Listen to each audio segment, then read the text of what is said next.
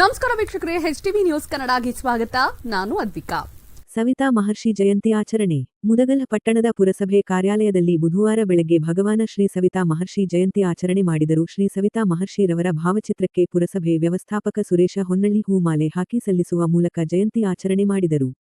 ಈ ಸಂದರ್ಭದಲ್ಲಿ ಹಡಪದ ಅಪ್ಪಣ್ಣನವರ ಸೇವಾ ಸಂಘದ ರಾಯಚೂರು ಜಿಲ್ಲಾಧ್ಯಕ್ಷ ಗದ್ದೆಪ್ಪ ಜಕ್ಕೇರಮಡು, ಗುಂಡಪ್ಪ ಕಿಲ್ಲ, ತಿಪ್ಪಣ್ಣ ಮೇಸ್ತಿಕ್ಪೇಟೆ, ವೆಂಕಟೇಶ ತಿರುಪತಿ, ಭರಮಪ್ಪ ಮಲ್ಲಪ್ಪ ಮಾಟೂರು, ವೆಂಕಣ ದೇಸಾಯಿ ಸೇರಿದಂತೆ ಪುರಸಭೆ ಸಿಬ್ಬಂದಿಗಳು ಇದ್ದರು.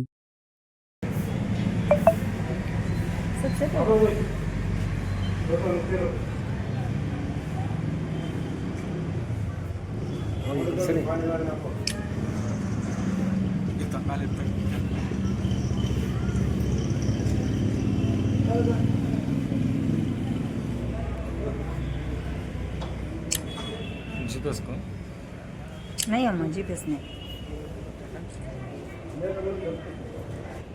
ಅಷ್ಟೇ ನೋಡ್ರಿ.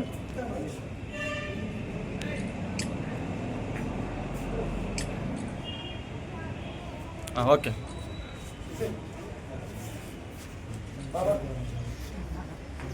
ಆಗಿತ್ತು ಇವತ್ತಿನ HTV ನ್ಯೂಸ್ ಕನ್ನಡ. ರಾಯಚೂರು ಜಿಲ್ಲೆ ಲಿಂಗಸೂಗೂರು ತಾಲೂಕು.